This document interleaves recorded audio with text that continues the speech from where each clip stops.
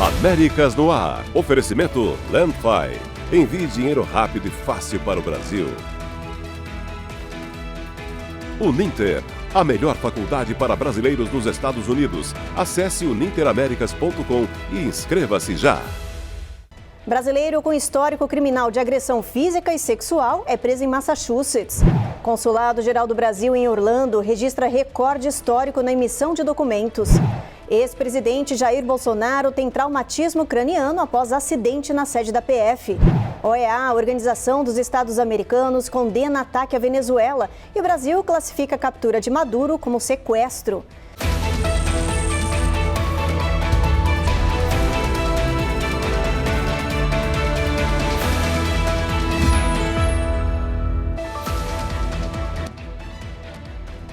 Olá, o Jornal Américas no Ar está começando. O Consulado-Geral do Brasil, em Orlando, anunciou um recorde histórico na emissão de documentos em 2025. O aumento acompanha o crescimento da comunidade brasileira na Flórida, que hoje é considerada uma das maiores aqui no território norte-americano. Em 2025, o consulado emitiu quase 20% mais passaportes do que em 2024 e aproximadamente o dobro de CPFs. A demanda também aumentou com a retomada da exigência de visto de visita para cidadãos americanos, o que elevou o número de e-visas processados. O ano de 2025 foi desafiador para o consulado em Orlando, assim como para todos os consulados da rede brasileira nos Estados Unidos. Com a nova política migratória da administração Trump, houve um aumento vertiginoso da demanda, aliado à reintrodução dos vistos para cidadãos americanos que visitam o Brasil. O consulado em Orlando é o mais novo e o menor da rede consular nos Estados Unidos. Temos cerca de 15 funcionários, comparado com 50 em Miami e 40 em Los Angeles. No total, foram 1.847 CPFs emitidos, 7.674 e-visas processados, 7.806 passaportes emitidos e 1.130 registros de nascimento. Os números refletem o tamanho da nossa comunidade brasileira aqui na Flórida, que hoje reúne cerca de 113 mil residentes, segundo estimativas do Census americano. O estado concentra mais de 20% de todos os brasileiros que vivem nos Estados Unidos e, por isso, é o único do país com 2 postos consulares brasileiros, em Miami e Orlando. O recorde registrado reforça o Consulado-Geral do Brasil em Orlando como um dos postos mais ativos no exterior, que acompanha o avanço da comunidade brasileira na Flórida, o aumento do fluxo turístico e a demanda crescente por documentação oficial. Para responder esse aumento da demanda, nós concentramos todos os esforços do consulado no atendimento. Nós deslocamos funcionários, suspendemos algumas atividades nossas. Infelizmente, os tempos para entrega dos documentos consulares, como passaportes, procurações, têm aumentado em 2025 comparado com 2024. O consulado também registrou um aumento no número de imigrantes fazendo registros de recém-nascidos por causa do aumento das prisões e deportações realizadas pelo ICE contra imigrantes sem status legal. Nós registramos mais de 1.100 pequenos e pequenas brasileiras aqui no consulado, emitindo a certidão de nascimento e o reconhecimento da nacionalidade. Um brasileiro com histórico criminal de agressão física e sexual foi preso em Massachusetts. Esta é a foto de Mastrangelo Ferreira no momento em que ele foi preso. O ICE só divulgou a informação agora, mas o brasileiro foi detido no dia 10 de dezembro na cidade de Hyannis.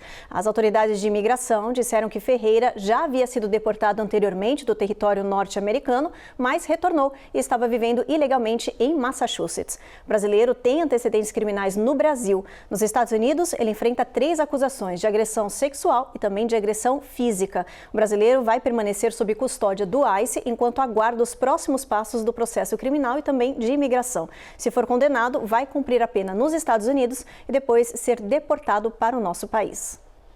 E uma juíza do estado de Wisconsin renunciou ao cargo depois de ser condenada por obstruir agentes federais de imigração.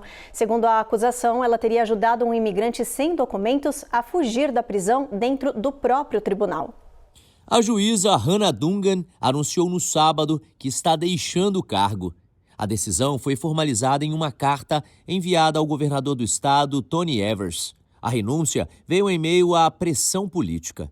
Parlamentares estaduais já discutiam abrir um processo de impeachment caso ela permanecesse na função. Dungan foi condenada no mês passado por obstruir agentes federais do ICE. Segundo o júri, ela teria permitido que um imigrante sem documentos, que estava no tribunal para responder a uma acusação de agressão, saísse discretamente da sala junto com o advogado, ao saber que agentes federais aguardavam do lado de fora para prendê-lo.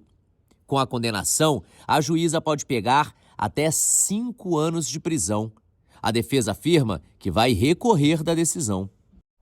Em Minneapolis, no estado de Minnesota, o governo Trump enviou cerca de 2.000 agentes federais, incluindo oficiais do ICE. A medida faz parte da operação de repressão à imigração ilegal, com foco na comunidade somali, após denúncias de possível fraude em programas sociais. Os agentes federais devem chegar entre hoje e amanhã na região. As ordens são para ampliar a fiscalização contra os quase 20.000 somalis que vivem na região. Desde dezembro do ano passado, pelo menos 1.000 imigrantes foram presos em Minneapolis, entre eles suspeitos de homicídio, abuso infantil e membros de gangues. A ordem foi emitida logo depois do escândalo de fraude envolvendo programas sociais infantis, denunciado por um vídeo viral feito por um influencer na região. Na gravação, ele mostra que milhões de dólares em verbas públicas foram pagas para programas infantis que nunca atenderam crianças de verdade. Por causa das críticas à sua gestão, que deixou passar essa fraude, o governador Tim Walz anunciou que não vai disputar a reeleição ao cargo em 2026. I came to the conclusion that I can't give a political campaign my all. O governo Trump anunciou uma investigação e o congelamento de 10 bilhões de dólares em benefícios para famílias de baixa renda em 5 estados governados por democratas: Califórnia, Colorado, Illinois, Minnesota e Nova York. Essa paralisação afeta programas de assistência temporária, o Fundo de Desenvolvimento de Cuidados Infantis e outros serviços sociais que dependem dessa verba. O Departamento de Saúde e Serviços Humanos, chefiado por Robert F. Kennedy, justificou a ação alegando fraude generalizada. No próximo bloco, você vai ver que a OEA, a Organização dos Estados Americanos, se reuniu na capital e condenou o ataque à Venezuela. Vai ver também que durante esta madrugada, a Guarda Nacional da Venezuela se confundiu e disparou uma sequência de tiros contra os próprios drones.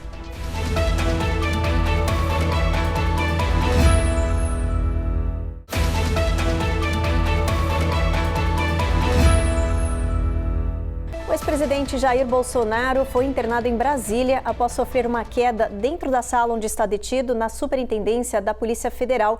Ele teria batido a cabeça em um móvel durante a madrugada, o que provocou um traumatismo craniano leve. Bolsonaro foi levado para o hospital, também na capital federal, onde passou por exames de imagem e segue em observação. Segundo os médicos, o quadro é estável, mas o traumatismo exige monitoramento para detectar qualquer alteração neurológica.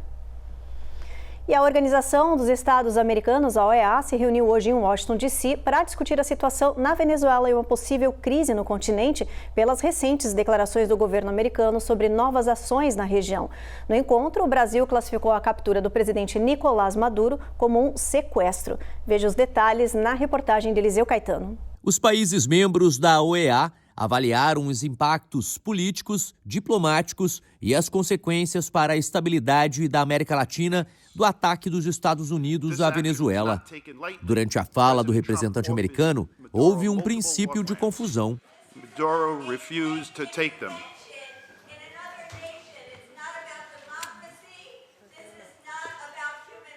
Por favor, no interferir la sesión. Por favor, que retire. Os países debateram a soberania da região, o risco de escalada e possíveis ações conjuntas. O debate na OEA mostra o desconforto regional, mas também evidencia um novo momento. Os Estados Unidos sinalizam que não vão mais tolerar regimes autoritários associados ao narcotráfico, E o impacto disso ainda será sentido em toda a América Latina, em especial na Colômbia e até no Brasil. A reunião da OEA aconteceu um dia depois do encontro do Conselho de Segurança da ONU em Nova York. Hoje, as Nações Unidas divulgaram um documento oficial condenando o ataque, as ameaças do governo americano a outros países da região, como Colômbia e México, e dizendo que esse movimento representa um precedente perigoso para o mundo. Organismos como a OEA e a ONU ainda têm relevância política e simbólica, mas hoje elas possuem um poder limitado de contenção real. Elas funcionam mais como fóruns de pressão diplomática do que, de fato, instrumentos capazes de impedir ações militares de grandes potências. Na prática, quando os Estados Unidos decidem agir, essas instâncias servem para registrar posições, não para vetar algum tipo de decisão. Analistas ligam a ofensiva militar à nova estratégia de segurança nacional, que resgata a doutrina Monroe, de 1823, e que recoloca a América Latina no centro da política externa dos Estados Unidos. A doutrina Monroe é um princípio histórico da política externa americana que afirma a prioridade dos Estados Unidos sobre todos os assuntos do hemisfério ocidental. Ao ser reinterpretada e ativada pelo governo Trump, ela passa a justificar ações diretas na América Latina sob o argumento de segurança regional, combate ao narcotráfico e defesa da democracia, sem qualquer tipo de necessidade de aprovação prévia do Congresso. Na Venezuela, uma sequência de tiros antiaéreos foi registrada perto do Palácio Presidencial em Caracas. A ação assustou os moradores e preocupou o governo interino. A Casa Branca negou o envolvimento e mais tarde foi esclarecido que tudo não passou de uma tremenda confusão.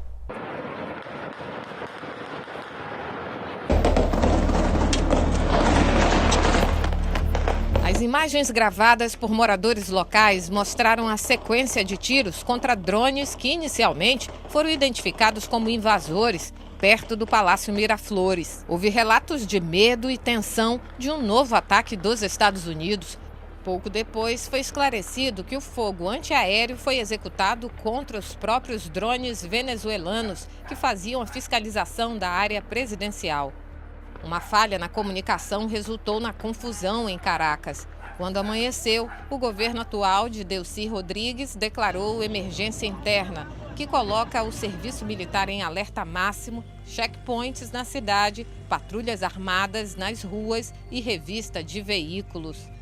As autoridades também ordenaram uma busca por possíveis traidores e a captura em âmbito nacional de todos que supostamente ajudaram os Estados Unidos no ataque. O Sindicato Nacional dos Trabalhadores de Imprensa afirmou que 14 jornalistas e profissionais de empresas foram presos nos arredores da Assembleia Nacional sem justificativa.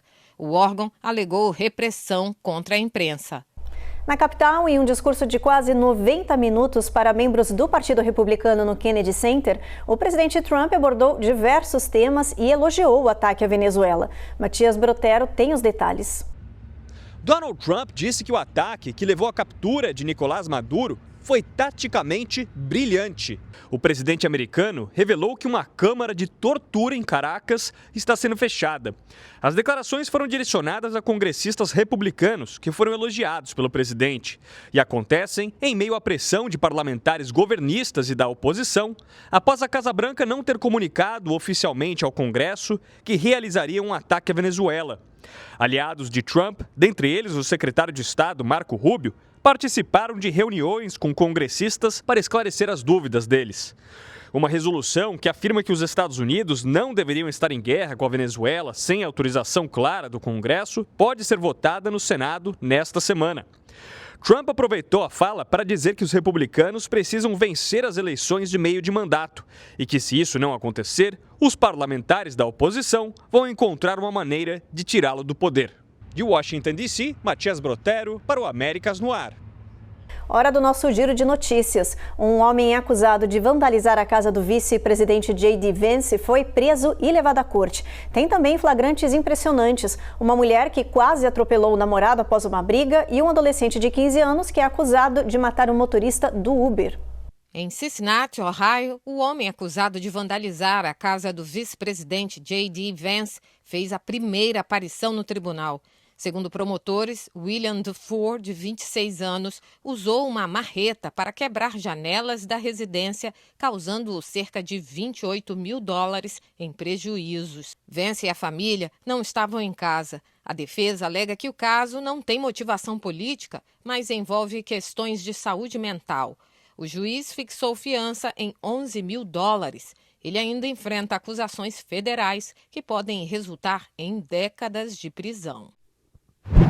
Na Pensilvânia, as imagens mostram Destiny Green, de 23 anos, dirigindo na contramão e atropelando o namorado após uma briga no estacionamento de um Taco Bell.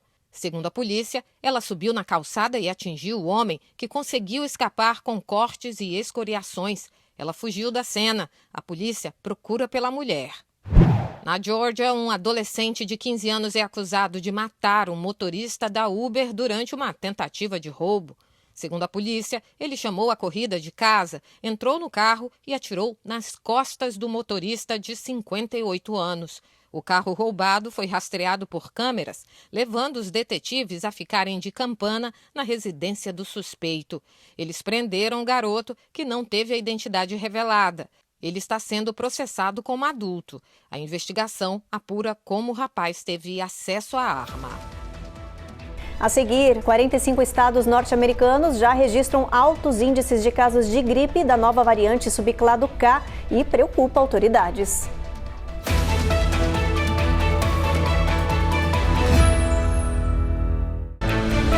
Américas no ar. Oferecimento Landfi. Envie dinheiro rápido e fácil para o Brasil. Uninter, a melhor faculdade para brasileiros nos Estados Unidos. Acesse uninteraméricas.com e inscreva-se já.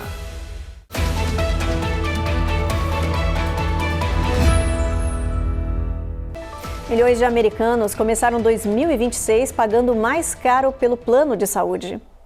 Para Sarah Cunningham, fotografar casamentos é mais do que um trabalho, é uma paixão. Mas com uma renda de cerca de $55 mil por ano, ela diz que nunca precisou se preocupar tanto com finanças como agora. No mês passado, o plano de saúde dela, pelo Affordable Care Act, custava $35. Em janeiro, a mensalidade saltou para $113, mais do que o triplo. I pay for it. So it's been hard. Esse aumento atinge milhões de pessoas depois que o Congresso não renovou os subsídios federais para os planos de saúde. Sarah, que já passou por um susto de câncer, diz que depende do seguro e não pode ficar sem cobertura. Para equilibrar as contas, ela planeja alugar o estúdio para outros profissionais e até considera um segundo trabalho. I've been debating about going back to doing Uber Eats. Eu pensei em voltar a fazer Uber Eats, diz Sarah. Com o preço de alimentos e seguro do carro também em alta, essa mãe solo diz que trabalhar mais pode ser a única saída. Ainda falando de saúde, autoridades norte-americanas anunciaram uma mudança profunda no cronograma de vacinas infantis. O governo passou a recomendar menos imunizações para crianças, o que vem gerando preocupação entre especialistas. A repórter Carolina Camargo explica pra gente o que mudou. O Departamento de Saúde e Serviços Humanos reduziu as vacinas recomendadas para a maioria das crianças americanas. A mudança mantém imunizações contra sarampo, cachumba, rubéola, poliomielite, catapora, HPV e outras do cronograma tradicional. Mas o governo está cortando recomendações para hepatite A e B, meningite, RSV, rotavírus, gripe, Covid-19, que agora serão indicadas apenas para crianças de alto risco ou mediante decisão compartilhada entre a família e o médico. Segundo o governo, a revisão aproxima os Estados Unidos de países desenvolvidos como a Dinamarca, mas especialistas alertam que a comparação não é adequada, já que o sistema de saúde do país europeu é gratuito e de fácil acesso. A Academia Americana de Pediatria criticou a falta de base científica e alerta que a redução pode aumentar doenças evitáveis entre crianças. Se forem necessárias mudanças em nosso calendário, e ao longo dos anos fizemos muitas mudanças quando as evidências justificavam, elas devem vir de uma análise científica cuidadosa, explica Sean O'Leary, presidente do Comitê de Doenças Infecciosas da Academia de Pediatria. Mesmo com as mudanças, o CDC garante que todas as vacinas continuam cobertas por planos de saúde e programas federais. A retirada de vacinas do calendário infantil sem debate científico amplo abre espaço para o retorno de doenças que estavam sob controle há décadas. Estamos falando de hepatite, meningite e rotavírus. Doenças com potencial de causar complicações graves e até mortes, especialmente em crianças pequenas. A comparação com outros países, como a Dinamarca, desconsidera realidades populacionais e epidemiológicas muito distintas. É fundamental que políticas públicas de imunização sejam baseadas em dados científicos robustos e na proteção coletiva. E aos pais, o meu conselho é simples. Na hora de cuidar dos seus bens mais preciosos, não sigam opiniões políticas, sigam a ciência. Pois é, e essa recomendação para não vacinar crianças contra a gripe surge num momento preocupante aqui no país. 45 estados norte-americanos já registram altos índices de casos da nova variante subclado K. É o maior patamar de consultas e internações em 30 anos. Nesta temporada, pelo menos 5 mil pessoas morreram, entre elas 9 crianças. A doença já provocou 11 milhões de infecções e mais de 120 mil hospitalizações. E os números ainda não refletem o impacto das viagens e reuniões das festas de final de ano. Hospitais em diversas regiões relatam crescente pressão. Em Chicago, médicos dizem que estão extremamente ocupados com pacientes apresentando febre, dores intensas, falta de ar e quadros de co-infecção com vírus, como a RSV e o Covid. Em Baltimore, as internações por gripe mais que dobraram nas 2 últimas semanas. E a situação é preocupante e ganha mais peso com o anúncio da retirada da vacina da gripe do cronograma infantil. Especialistas lembram que o país acabou de registrar a temporada mais letal de gripe para crianças, com 289 mortes. Depois do intervalo, a Amazon amplia o prazo de trocas e devoluções para compras feitas durante o período de festas. E na semana da massa italiana nos Estados Unidos, o governo baixou impostos e animou consumidores apaixonados por macarrão.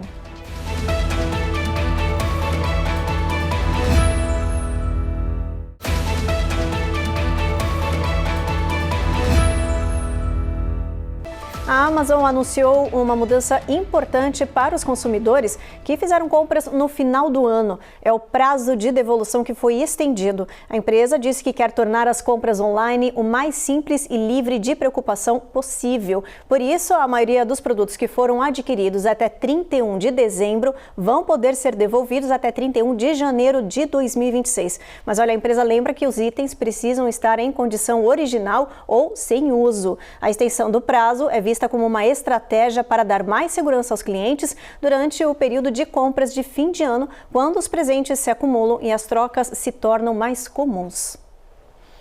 E olha, a polícia divulgou uma série de vídeos para alertar os motoristas sobre os riscos de dirigir rápido demais em estradas congeladas, escorregadias ou quando se está muito cansado.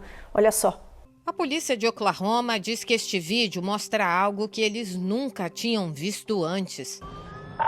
This person is either completely asleep or passed out. A patrulha rodoviária de Oklahoma atendeu ao chamado sobre um carro em baixa velocidade em uma autoestrada, onde o motorista parecia estar inconsciente ao volante. O SUV estava a cerca de 64 km por hora e desviando entre as faixas, e as tentativas de chamar a atenção do motorista não funcionaram. Então, o policial usou uma manobra tática para parar o veículo. A polícia diz que o motorista, que mais tarde foi multado por desatenção, disse que havia trabalhado quase 20 horas em um período de 24 horas e estava dirigindo para casa com o sistema de assistência de faixa ativado. No Texas, autoridades do condado de Trinity divulgaram recentemente esse vídeo, mostrando tentativas frustradas de parar um veículo que estava em zigue-zague, dirigido por um idoso que adormeceu ao volante. Tudo terminou quando o SUV desgovernado colidiu com um caminhão que vinha na direção contrária, causando apenas ferimentos leves.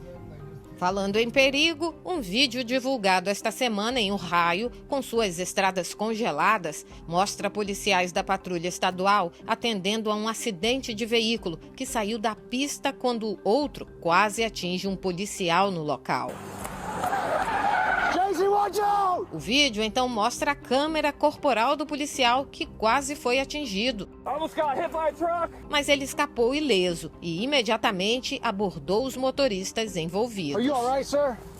Esses vídeos foram divulgados pelas autoridades como lembretes impressionantes de como dirigir com atenção e cautela durante os dias de inverno ou cansaço extremo e sono.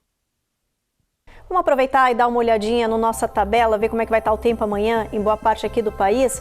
A gente começa por Boston, lá tem neve ao longo do dia, mínima de 31, máxima de 37. Washington e Norfolk vai ter tempo nublado o dia inteiro, mínima de 44 em Norfolk, máxima de 45. Jacksonville tem previsão de chuva, Atlanta e Tampa tem ventania. Miami vai fazer sol, mas a mínima de 61, a máxima de 78 graus Fahrenheit.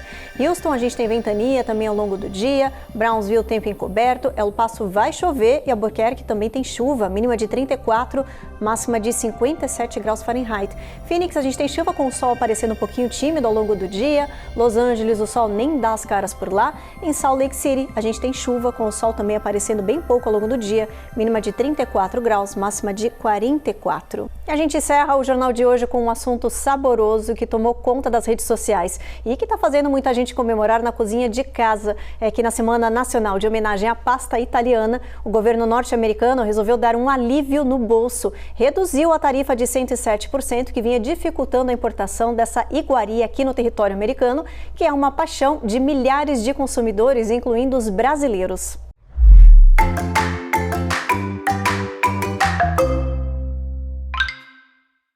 Em outubro, o Departamento de Comércio havia anunciado uma tarifa de 92% para as massas italianas, além dos 15% que já eram cobrados da maioria dos produtos vindos da União Europeia. Mas agora a proposta é bem mais amiga, taxas entre 24% e 29%, com o anúncio oficial previsto para acontecer em março. Na prática, isso significa a volta da pasta italiana à mesa da população do país e também dos restaurantes, que já estavam sentindo falta. Segundo o governo, a redução veio depois que as empresas apresentaram documentos de ajustes que responderam às principais preocupações. As autoridades alegavam que a massa italiana estava barata demais em relação à produzida aqui no país, mas os números mostraram o contrário e o anúncio da redução da taxa foi compartilhado milhões de vezes na internet. Então, aproveitando a semana da pasta, que tal uma macarronada para o jantar hoje, hein? Fica a dica.